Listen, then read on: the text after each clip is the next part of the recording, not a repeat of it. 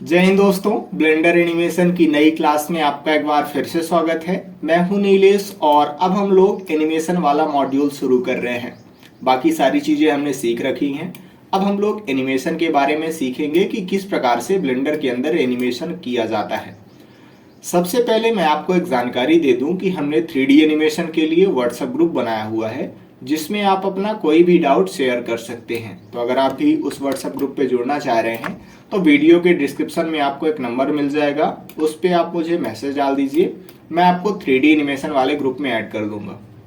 अब हम लोग क्लास को शुरू करते हैं और सबसे पहले तो लाइट को और कैमरे को सेलेक्ट करके इसे कर देते हैं डिलीट। और अब हम लोग इस क्यूब को एनिमेट करने वाले हैं। नीचे साइड टाइमलाइन है, मैं इसको ड्रैग करके थोड़ा सा बड़ा कर लेता हूँ और हम लोग अब थोड़ा सा टाइमलाइन के बारे में जान लेते हैं। यहाँ पे आपको नंबर देखने को मिल जाएंगे, 1 लिखा है, फिर 20 है, फिर 40 है, 60 है। अगर हम लोग माउस व्हील को रोटेट करेंगे तो हम लोग इस टाइमलाइन को जूम कर सकते हैं। मैं माउस व्हील को उल्टा रोटेट कर रहा हूँ तो हम लोग जूम आउट इसे कर सकते हैं। ऑल्ट और लेफ्ट क्लिक प्रेस करके माउस को यहाँ वहाँ मूव करेंगे तो आप देखिए कि टाइमलाइन को हम लोग मूव कर पा रहे हैं। या फिर हम लोग ऑल्ट शिफ्ट और लेफ्ट क्लिक प्रेस करके यहाँ वहाँ मूव करेंगे तब भी हम लोग यहाँ पे टाइमलाइन को मूव कर सकते हैं। अब यहाँ पे हमें ऑप्शन मिल रहा है, यहाँ पे 1 लिखा हुआ है, ये हमारा प्ले हेड है। हमारा प्ले हेड जहाँ पे रहेगा वो इस नंबर को दिखाने वाला है। जैसे अभी मैं 40 पे आ जाता हूँ तो ये देखिए 40 लिखा हुआ आ गया। अगर हम लोग 80 पे आ जाएंगे तो यहाँ पे 80 लिखा आ जाएगा। यहाँ पे स्टार्ट में 1 लिखा हुआ है। इसका मतलब ये हुआ कि जब कैमरा यहाँ से वीडियो को निकालेगा तो वो पहले फ्रेम से फोटो खींचना स्टार्ट करेगा। अगर मैं स्टार्ट की जगह कर देता हूँ 5 तो इसका मतलब ये हुआ कि अब जो हमारा कैमरा रहेगा वो 5वें फ्रेम से फोटो खींचना स्टार्ट करेगा। और एंड फ्रेम का मतलब ये हुआ कि किस फ्रेम तक हमारा कैमरा फोटो खींचने वाला है। अभी 250 लिखा हुआ है। अगर मैं चाहता हूं कि हमारा कैमरा 1000 फ्रेम तक फोटो खींचे तो फिर हम लोग एंड को यहां से कर देते हैं 1000। अब ये स्टार्ट फ्रेम और एंड फ्रेम किस प्रकार से यूज में आते हैं वो हम लोग धीरे धीरे आगे चल के सीख जाएंगे। अगर मुझे प्लेहेड को आगे पीछे मूव करना है तो मैं लेफ्ट एरो और राइट एरो से मूव कर सकता हूं। या फिर हमारे पास एक और तरीका है कि हम लोग यहाँ पे जाएं और जिस भी फ्रेम पे आपको जाना है उसको यहाँ पे लिख दीजिए। जैसे मैं 1 प्रेस करके इंटर प्रेस कर दूंगा तो हम लोग पहले वाले फ्रेम पे आ जाएंगे। मैं स्टार्ट फ्रेम को यहाँ से 1 ही कर देता हूँ। अब ये जो हमने ऑप्शन आपको बताए हैं ये ऑप्शन हम लोग यहाँ से भी चेंज कर सकते हैं। आपको आउटपुट प्रॉपर्टी में चले जाना है और यहाँ पे आप देखिए स्टार्ट फ्रेम और एंड फ्रेम का ऑप्शन आपको यहाँ पे मिल जाएगा। अब हम लोग थोड़ा सा फ्रेम रेट के बारे में समझ लेते हैं और फिर इस क्यूब को एनिमेट करने वाले हैं। फ्रेम रेट अभी 24 है। देखिए जब भी आप लोग कोई भी वीडियो देखते हैं यूट्यूब में तो वास्तव में वो वीडियो नहीं होती है, बल्कि आपके सामने से बहुत सारी फोटो एक साथ गुजारी जाती हैं और आपको ऐसा लगता है कि हमारे सामने वीडियो चल रही है, जबकि ऐसा नहीं होता है। वीडियो नहीं होती है, वास्तव में बहुत सारी फोटो बारी बारी से आपके सामने से गुजार दी जाती हैं तो आपको ऐसा आभास होता है कि वीडियो चल रहा है। अब थोड़ा सा फ्रेम रेट के बारे में समझ लेते हैं। जैसे यहाँ पे फ्रेम रेट 24 है, इसका मतलब ये हुआ कि आपकी स्क्रीन पे 1 सेकंड में 24 फोटो गुजारी जाएंगी। अगर मैं फ्रेम रेट को 30 कर देता हूं तो इसका मतलब यह हुआ कि अब 30 फोटो मिल करके 1 सेकंड की वीडियो बनाने वाली हैं। तो कुछ इस तरीके से ये फ्रेम रेट काम करता है। थोड़ा सा हम लोग अब डिटेल से समझ लेते हैं। अभी हमने फ्रेम रेट को 30 कर रखा है। 1 प्रेस करके हम लोग फ्रंट व्यू में आ जाते हैं और हम लोग इस क्यूब को सेलेक्ट कर लेते हैं। नम पीरियड प्रेस करेंगे, इसके पास में आ जाएंगे और मैं माउस व्हील को रोटेट करके थोड़ा सा इसे जूम आउट कर देता हूँ। ऑल्ट शिफ्ट प्रेस करके मैं इसे कर लेता हूँ इतना। अब मान लेते हैं कि क्यूब को हमें यहाँ पे दिखाना है तो मैं करूँगा क्या, सबसे पहले आपको क्यूब सेलेक्ट कर लेना है और आपको आई प्रेस करना है। आई होता है की फ्रेम लगाने का शॉर्टकट। अब मैं यहाँ पे लोकेशन पे टिक करने वाला हूँ तो लोकेशन पे की फ्रेम लग जाएगा और यहाँ पे आपको एक पीले कलर का डॉट नजर आ जाएगा। अब हम ये चाहते हैं कि 1 सेकंड बाद हमारा ये वाला क्यूब यहाँ पे दिखे। तो 1 सेकंड का मतलब क्या हुआ? 1 सेकंड का मतलब हुआ 30वां फ्रेम, क्योंकि हमने यहाँ पे फ्रेम रेट को 30 कर रखा है।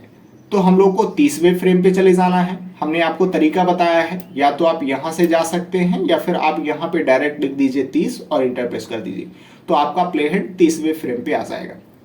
अब हम लोगों को जी प्रेस करके इस क्यूब को मूव करना है और जहां तक आप इसे ले जाना चाहते हैं वहां पे जाके लेफ्ट क्लिक कर दीजिए और फिर यहाँ पे भी आपको की फ्रेम लगा देना है। मैं आई प्रेस करके लोकेशन पे की फ्रेम लगा देता हूँ। जैसे ही हम लोग की फ्रेम लगाएंगे और की फ्रेम अच्छे से जब लग जाएगा तो यहाँ पे आपको येलो कलर का डॉट नजर आ जाएगा। इसका मतलब ये हुआ कि यहाँ पे की फ्रेम लगा हुआ है। अब हम लोग शिफ्ट और लेफ्ट एरो से पहले वाले फ्रेम पे आ जाते हैं। अब अगर स्पेस बार प्रेस करेंगे तो आप देखिए कि हमारा जो क्यूब है वो चलता हुआ नजर आता है। स्पेस बार प्रेस करके आप इस प्ले हेड को मूव करना बंद भी कर सकते हैं। अब देखिए कि इस 30वें फ्रेम के बाद कोई भी की फ्रेम नहीं लगा हुआ है, इसी वजह से ये क्यूब अब यहाँ वहां मूव नहीं हो रहा है। मान के चलते हैं कि हम ये चाह रहे हैं कि इस क्यूब को दूसरे सेकंड में यहाँ तक लाना चाहते हैं, तो उसके लिए आपको सबसे पहले ये देखना है कि दूसरा सेकंड कहाँ पे कंप्लीट होता है। हमने यहाँ पे 30 फ्रेम रेट कर रखा है, यानी कि पहला सेकंड 30वें फ्रेम तक और दूसरा सेकंड 60वें फ्रेम तक। हमें 60वें फ्रेम पे जाना है, तो मैं यहाँ पे जाकर के लिख दूंगा 60 और इंटर प्रेस करना है। अब इस क्यूब को सेलेक्ट करेंगे और जी प्रेस करके हम लोग कर देते हैं इसे इधर साइड मूव और आई प्रेस करके यहाँ पे लगा देते हैं लोकेशन पे की फ्रेम। की फ्रेम लग चुका है। शिफ्ट और लेफ्ट एरो से पहले वाले फ्रेम पे आएंगे और स्पेस बार प्रेस करके देखिए कि अभी यहां से यहां तक हमारा क्यूब यहां गया और फिर उसके बाद ये वाला जो की फ्रेम लगा हुआ है वो इधर साइड के लिए लगा हुआ है। तो अगर स्पेस बार फिर से प्रेस कर देंगे तो हमारा क्यूब इधर साइड आ जाएगा। इस की फ्रेम के बाद कोई भी की फ्रेम नहीं लगा है, इसी वजह से हमारा क्यूब यहाँ पे जाकर के रुक जाता है। की फ्रेम लगाने का एक दूसरा तरीका मैं आपको बताता हूं। मैं यहाँ पे जाऊंगा और हमें यहाँ पे लिख देना है 90 और इंटर प्रेस करना है। हम लोग तीसरे सेकंड में आ चुके हैं।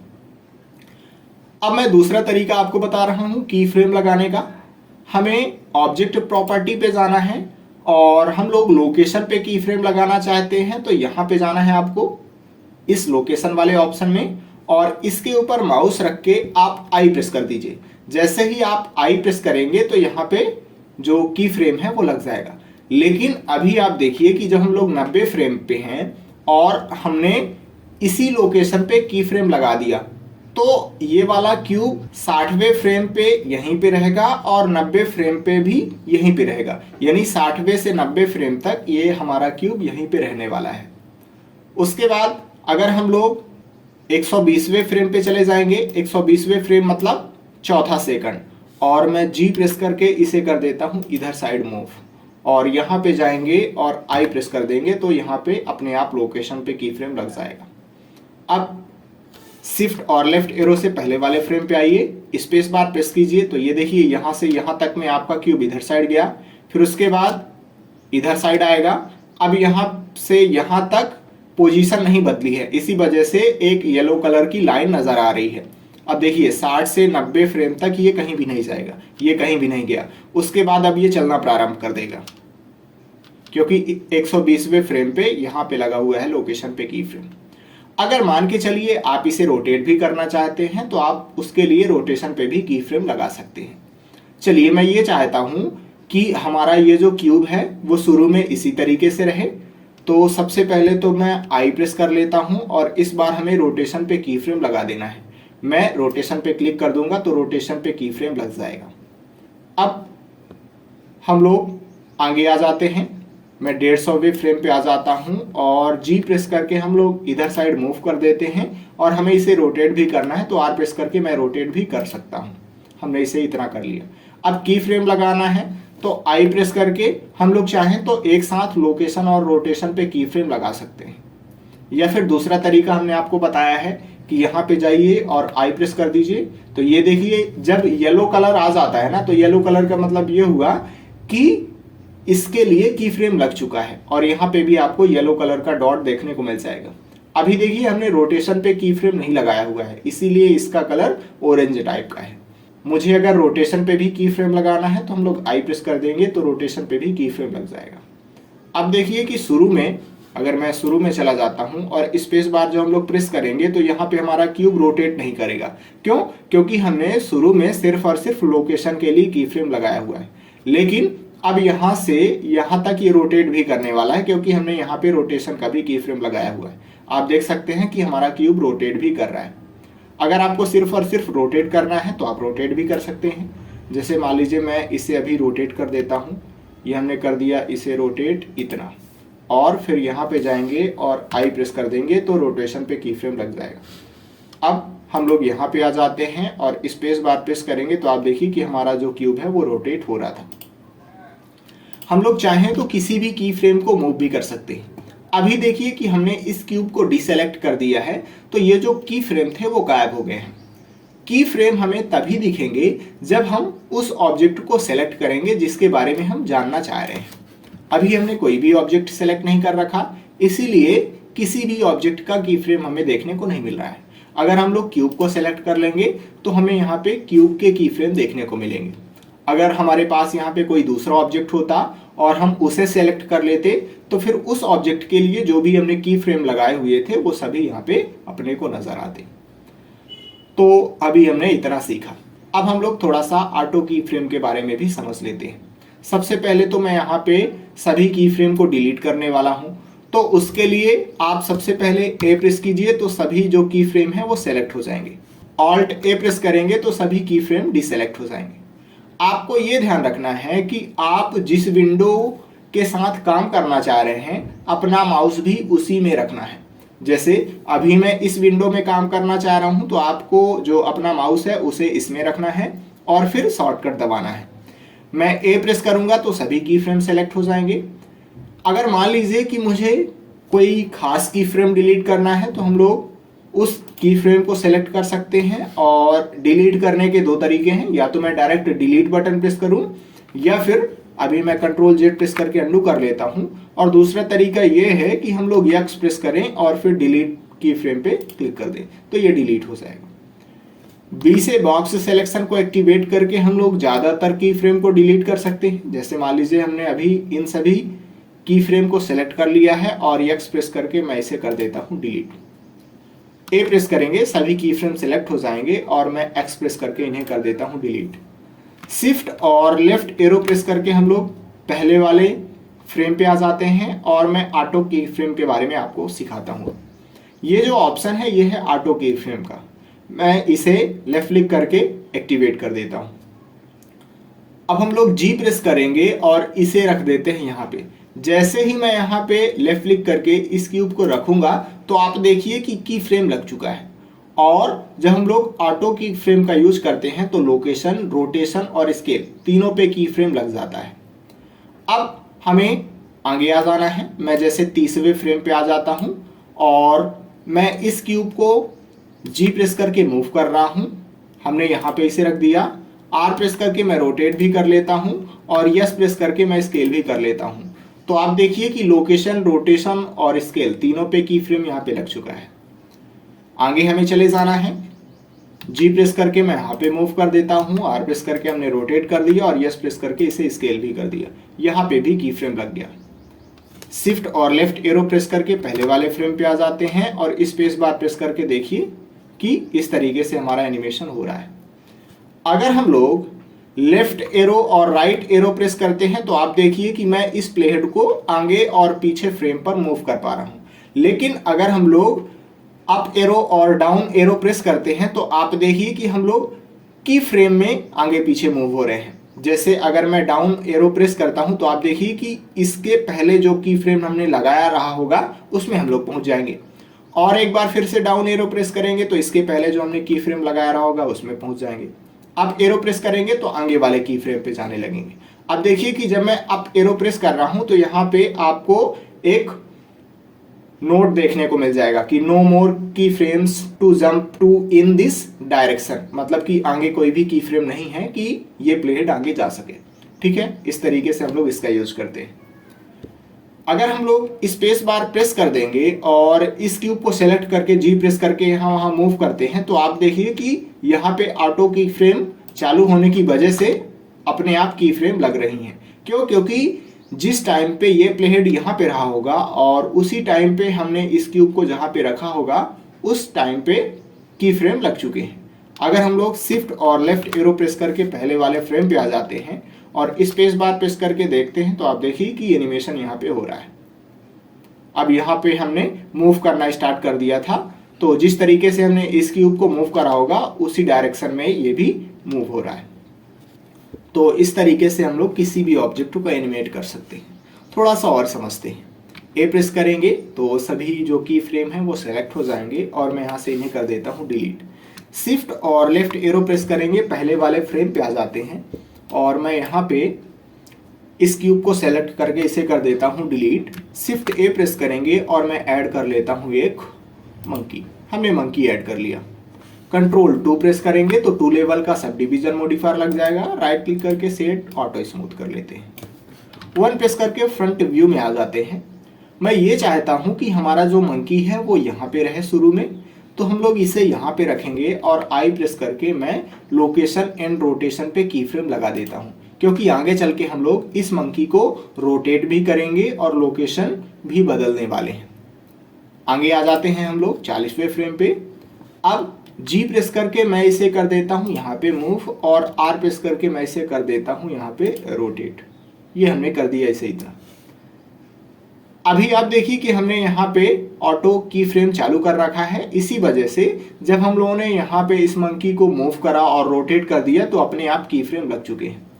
तो की फ्रेम यूज करने में ज़्यादातर हमसे गलती यही होती है, और जब हम लोग बड़े प्रोजेक्ट पे काम कर रहे होते हैं तो कई बार हमें नुकसान हो जाता है। हम लोग जब मूव वगैरह कर देते हैं तो वहाँ पे की फ्रेम अपने आप लग जाता है और हम लोग ध्यान नहीं दे पाते हैं, तो उस वजह से पूरा का पूरा जो प्रोजेक्ट है वो तहस महस हो सकता है। तो ऑटो की फ्रेम यूज करते समय आपको इस बात का विशेष ध्यान रखना है। अभी मैं फिलहाल इसे बंद कर देता हूँ। अब यहाँ पे ऑलरेडी की फ्रेम लग चुका है। हम लोग आगे आ जाते हैं और जी प्रेस करके मैं इसे कर देता हूँ यहाँ पे मूव और आर प्रेस करके हम लोग इसे थोड़ा सा रोटेट कर देते हैं। आई प्रेस करेंगे और लोकेशन रोटेशन पे लगा देते हैं की फ्रेम। शिफ्ट और लेफ्ट एरो से पहले वाले फ्रेम पे आ जाते हैं और स्पेस बार प्रेस करके देखते हैं तो आप देखिए कि हमारा मंकी पहले यहाँ से यहाँ गया और यहाँ से यहाँ गया। डाउन एरो प्रेस करेंगे तो इसके पहले वाले फ्रेम पे आ जाएंगे और एक बार फिर से डाउन एरो प्रेस करके हम लोग इस की फ्रेम पे आ जाते हैं। अब मान के चलिए कि अभी हम लोग 40वें फ्रेम पे हैं और इस 40वें फ्रेम पे की फ्रेम लगा हुआ है ऑलरेडी। अब अगर हम लोग इस मंकी को सेलेक्ट करके जी प्रेस करके इधर साइड मूव कर देते हैं और आर प्रेस करके इसको रोटेट भी कर देते हैं। अब हमने इसे इतना तो कर दिया। अब अगर मैं आई प्रेस करके लोकेशन एंड रोटेशन पे की फ्रेम लगा देता हूं तो हमने जो अभी की फ्रेम लगाया हुआ है वो रिप्लेस हो जाएगा और उसकी जगह पे ये वाला की फ्रेम आ जाने वाला है। मैं आई प्रेस करके लोकेशन एंड रोटेशन पे की फ्रेम लगा देता हूं। अब शिफ्ट और लेफ्ट एरो से पहले वाले फ्रेम पे आ जाते हैं। अब अगर मैं स्पेस बार प्रेस करके देखता हूं तो आप देखिए कि हमारा जो मंकी है पहले इधर गया और फिर उसके बाद इधर साइड जाएगा, क्योंकि हमने बाद में यहाँ पे की फ्रेम लगाया हुआ है। चलिए थोड़ा सा हम लोग डिलीट करते समय क्या गलती होती है उसको देखते हैं। जैसे अभी देखिए कि मैं यहाँ पे हूँ 60वें फ्रेम पे। अब अगर मैं इन सभी की फ्रेम को डिलीट करता हूँ तो हमारा जो मंकी है वो यहीं पे रह जाएगा। मैं ट्राई करके आपको दिखाता हूँ। ए प्रेस करेंगे तो सभी की फ्रेम सेलेक्ट हो जाएंगे और मैं डिलीट कर रहा हूँ। आप देखिए कि हमारा मंकी यहीं पे रह गया। कंट्रोल जेड प्रेस करेंगे, अंडू कर लेते हैं। अगर मैं 20वें फ्रेम पे चला जाता हूँ, अभी देखिए मैं 20वें फ्रेम पे हूँ और अगर मैं यहाँ पे की फ्रेम को डिलीट करता हूँ और हमारा मंकी इस तरह से है तो बाद में भी इसी तरह से वो रह जाएगा। डिलीट हम लोग कर देते हैं सभी की फ्रेम। ये देखिए हमारा मंकी इसी तरीके से रह गया। कंट्रोल जेड प्रेस करके अंडू कर लेते हैं और शिफ्ट और लेफ्ट एरो से पहले वाले फ्रेम पे आ जाते हैं। अब अगर यहाँ पे हम लोग की फ्रेम को डिलीट करेंगे तो हमारा मंकी इसी तरह से रहने वाला है। तो जब भी आप की फ्रेम को डिलीट करें तो आपको ध्यान रखना है कि आपका ऑब्जेक्ट कहाँ पे है, क्योंकि की फ्रेम डिलीट करने के बाद वो ऑब्जेक्ट वहीं पे रहने वाला है। अब देखिए अगर मैं इसे स्केल करना चाहूँ तो हम लोग इसे स्केल भी कर सकते हैं। जैसे अभी देखिए, अगर मैं स्पेस बार प्रेस करके दिखाता हूँ तो ये जो एनिमेशन है वो फास्ट हो रहा है। अगर हमें एनिमेशन को स्लो करना है तो मैं ए से सभी की फ्रेम को सेलेक्ट कर लेता हूँ और यस प्रेस करके मैं इसे स्केल कर सकता हूँ, और जी प्रेस करके हम लोग इन सभी की फ्रेम को मूव भी कर सकते हैं। आपको ये ध्यान रखना है कि जहाँ पे आपका प्ले हेड होगा वहाँ से स्केल होना स्टार्ट होता है। जैसे यहाँ पे पिवट पॉइंट होता है, हमने आपको ऑलरेडी सिखाया हुआ है मॉडलिंग के समय, उसी तरीके से जो यहाँ पे पिवट पॉइंट होता है ये प्ले हेड काम करता है। मैं यहाँ पे कर देता हूँ इस प्ले हेड को, और यस प्रेस करके हम लोग इसे कर लेते हैं स्केल, और जी प्रेस करके इसे कर देते हैं यहाँ पे मूव। अब देखिए कि अगर हम लोग अब यहाँ से स्पेस बार प्रेस करके देखेंगे तो आप देखिए कि ये जो मंकी है वो आराम आराम से इधर साइड जाएगा, और फिर उसके बाद आराम आराम से उधर साइड भी जाने वाला है। क्यों? क्योंकि हमने जो की फ्रेम लगाए हुए हैं उनके बीच में काफ़ी ज़्यादा गैप कर दिया है। अब हम लोग अगली क्लास में मिलने वाले हैं, और अगली क्लास में हम लोग कैमरे को एनिमेट कैसे किया जाता है उसके बारे में सीखने वाले हैं, और धीरे धीरे फिर एनिमेशन वाला जो मॉड्यूल है उसे भी खत्म करेंगे। तो मिलते हैं नेक्स्ट क्लास में। जय हिंद।